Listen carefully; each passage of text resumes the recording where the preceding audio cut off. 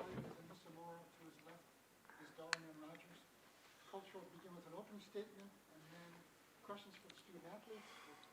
Let them go and then we can finish up. Yeah, I just love the Big East. It's a great conference, and yeah, it's just a hard conference, and these are very good players on that Xavier team that came out and took it to us today, and took us a while to get ourselves together, and they just really did a great job of taking it to us when the game started. They took it to our pressure very well. They exploited our pressure, which is what we try to do when people press us.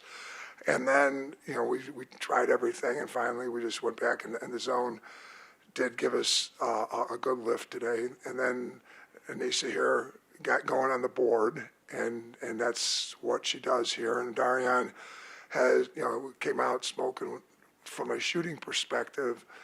And yet, what I'm so proud of Darrione about is this program and this coach here has a lot of patience with our athletes, with our players, when their shots aren't going in, as long as they're taking good shots. And through a little bit of a rough shooting stretch, Darrione, now that you had a good shooting night, we can talk about it. We never even talk about it. She did a great job of rebounding and passing and assisting and facilitating her teammates. And that's what we really try to instill in our team, is that, yes, everybody wants to make shots. Everybody's happier when you make shots, and you feel better about yourself when you make shots. But the game is so impacted by the concept of between the touches, and it's why this freshman next to me is getting a chance to play as many minutes as she does, is because she's basically learning college basketball, and her head's still spinning a little bit. I don't want to speak for her, but it sure seems like it sometimes. And yet she's putting herself on the floor by making huge impact by rebounding the basketball. And that's doing something between the touches. And so I'm proud of both these athletes and the entire team. Just took us a long time to get control of what we needed to do and get back and into the zone and let the zone work for us. But also, just this coming back, we just played 3 games in 3 days, and I would think that we were okay and ready to come back and play after a one-day rest. And both teams seemed a little bit lethargic from the Friday-Sunday aspect of this, but you can't be at the lethargic. You got to be ready to play. So enough for me, and I want you to talk to the student athletes. Okay, Aneesah, if you were going to give all of us tips on how to be as good an inside player as you are, what would you tell us? I would just say the determination. Like, I'm always determined to get a rebound to help my teammates, because that's a positive way of helping my teammates. Also, even though I get numbers and stuff for it, it's a positive way to impact the game and help my teammates. So just the motivation and determination to get the job done in the inside. Okay. Darrione, 6 3-pointers out of 7. Talk about how did it feel to shoot the rock the way that you did today, especially after coming out of a slump? Like Coach says, no secret. I haven't been shooting the best the last couple of games, but throughout it all, my teammates and my coaching staff, they haven't lost confidence in me at all. So to be able to make shots, it felt good tonight, but also, I was more excited as well as passing the ball, doing some of my passes and letting, Niece or someone go finish. That stuff felt just as good as making a shot. So just being able to do something to determine the all-around game today, it felt good. Aneesah, I think we're, 9 games into the season. What are some of the things that you feel you have to work on for the rest of the season to be a better player? I would say being patient with finishing around the basket and defense. Sometimes I get lost on defense, and I understand, me being a freshman, everything's move a little bit quicker. But that's still not an excuse, so I would feel like defense is the biggest thing that I need to work on. All right, I have a question. Coach talked about you between the touches, helping out, and the shooting wasn't going on. I know you have a shooter's mentality. What do you think? You think? I know you have a shooter's mentality. What are you thinking to yourself? It's going to come back to me. Until then, I got to do everything. But Yeah. whole time thinking it's going to come back. Yeah, for sure. I'm pretty confident in myself. I knew during that period I couldn't, fold and get down on myself and lose confidence within myself. So honestly, just getting the reps and repetition and just being confident in myself. I've been at this point before in my career. It's all about being patient and staying within the moments and between each game. And a quick follow-up. How surprised were you when number 7 didn't go down A little surprise. Surprise. All right, any other questions from the media? I have one quick question. Darren, you were obviously a sophomore this year. Are you able to talk about the differences in the style of play in the Big East versus your non-conference opponents? Well, first off, in the Big East, this is a good conference. So we're playing against not only good players, but good teams. Right. You know, despite records or anything like that, at the end of the day, these are good players. Obviously, you know, when we go out there in that court, we're trying to win every game, but it's a little more different. When at the end of the day, it's no secret we're trying to go out here and we're trying to win the Big East Conference. So within doing that, we have to take care of one game at a time, playing against Big East teams, and compared to non-Big East teams, I mean, the goal is still the same. We're still trying to go out there and get the dub for our team and our program. So.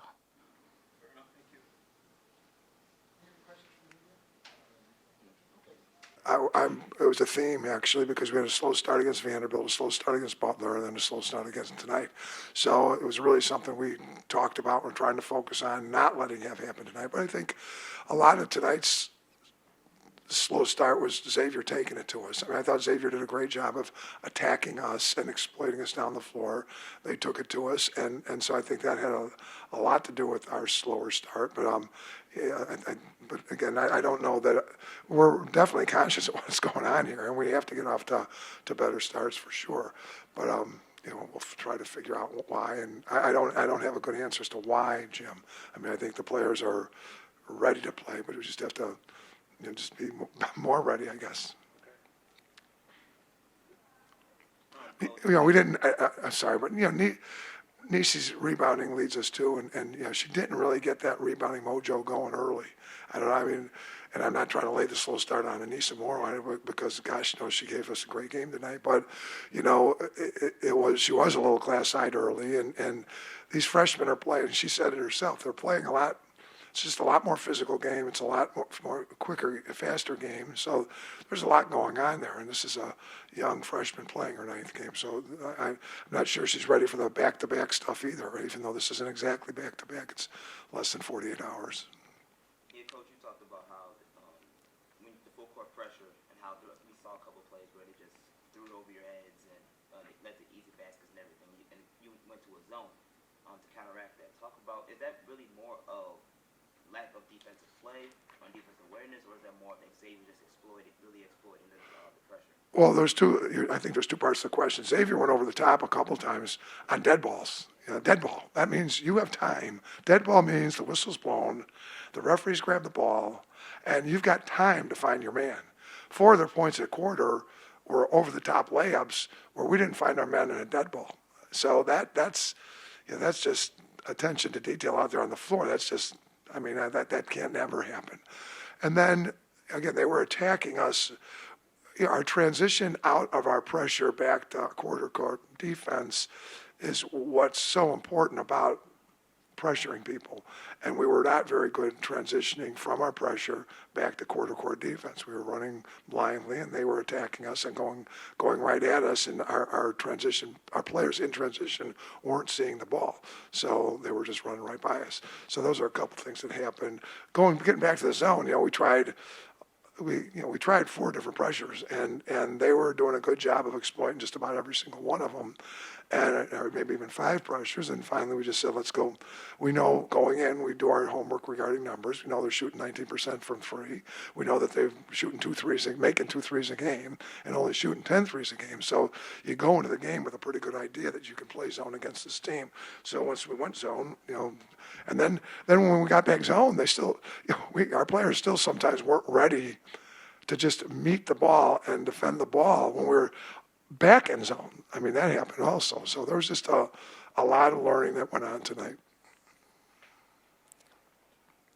Coach, if I can go back just a little bit, because I wasn't here on Friday. So back in the Virgin Islands tournament, or the Paradise Jam, on that Friday game, the last game of the tournament, when the team had 20 turnovers in the first half, how were you able to... First quarter, I think. How were you able to turn it around so quickly, and the second half is almost the complete opposite of that? Well, it's just, I don't yell at our players about turnovers. I don't yell. I bring up to them, why did you turn it over? Most every single turnover in a game of basketball is a function of your vision and just basically taking the time to measure twice. We call it the carpenter's rule. A carpenter's supposed to measure twice and cut the wood once, all right? Well, in basketball, if you measure twice, that doesn't mean you have to be a robot, but you let your eyes lead your body. And when you let your eyes lead your fundamental basketball functioning, you throw the ball to the right people. When you don't, you throw it to the other team. So we just talked about why the turnovers were happening, and they were just in a rush and trying to jam, trying to go too fast. I mean, it's tricky, and it's something we get done here, but it doesn't happen overnight. It's tricky teaching teams how to have a full court attack, offensive tempo, and then also have a half court tempo, which is much more rhythmic and slow. And to be able to play basketball offensively in two different kinds of tempo is tricky and takes some time. And so I thought against Vanderbilt, it was just kind of obscene what we were trying to do. I mean, we're just throwing the ball to them. I mean, it just looked like whatever. And yet, once we settled it down, we were fine. And I think we might have had 4 turnovers in the second half. I think we might end the game with 24 turnovers and 20 at quarter and 4 in the second half or something like that. We also turned the game from 17 down to 24 up, which is a 41-point swing. So that just shows the capability inside this team. Now we got to somehow find some consistency. Coach, do you have any thoughts on the Kentucky game that you could share with us? Well, you think they'll be ready for us? No. I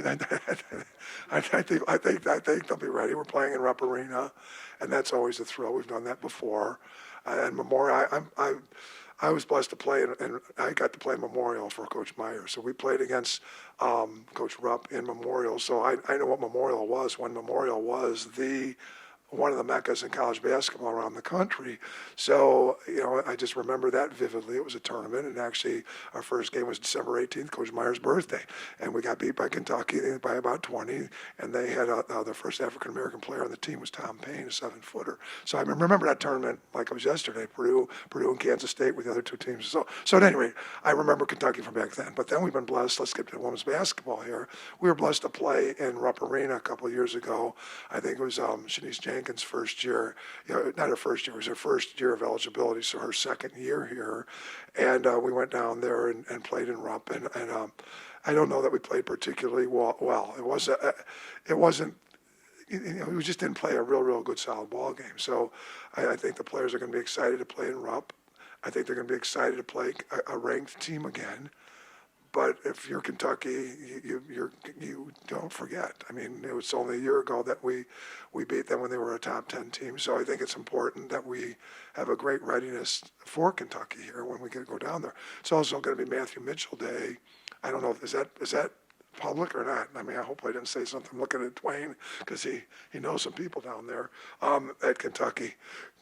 Coach Peavy knows some people at Kentucky. All right, okay. He used to work. Okay, he used to run that basketball program down there. All right, so it's Matthew Mitchell Day. Matthew Mitchell was their coach, and they're celebrating him on our comeback day too. So it's going to be a big ball game, and we're going to have to be ready to play. We need to give our players off tomorrow. We're going to have one day on Tuesday, get ready, jump on a plane, get down there, get shots up and Rupp on Wednesday, and shoot around on Thursday and play ball. And our guys are playing Louisville the next night at Louisville, so it's a DePaul, Kentucky trip. Our guys have Duquesne in here on Tuesday night. That's something also. Just a little anecdote for anybody who wants to write about it. But I mean, anything to write about anything. But I mean, we always want things written about DePaul. But Deba Kelch's brother plays for Duquesne, so he'll be in here. She had 2 brothers playing for him. One transferred to Kent State, so she's got one brother here. They'll be here on Pearl Harbor Day on December 7th, and we also I got to recruit. I got to watch a high school game. I just love watching our guys play, and I wish I could have made yesterday's game. I could watch a half after our practice, but I couldn't watch the whole game. I had to listen to Zach and Dave, and then I won't be able to be here on Tuesday night, but I'm going to have a good game against Duquesne, and then so our players will be able to be here on Tuesday at least. So that's kind of what's looking at us this week. So thanks everybody here for covering women's. Was that it? I didn't mean to be cutting anybody off if you got more questions. Thank you.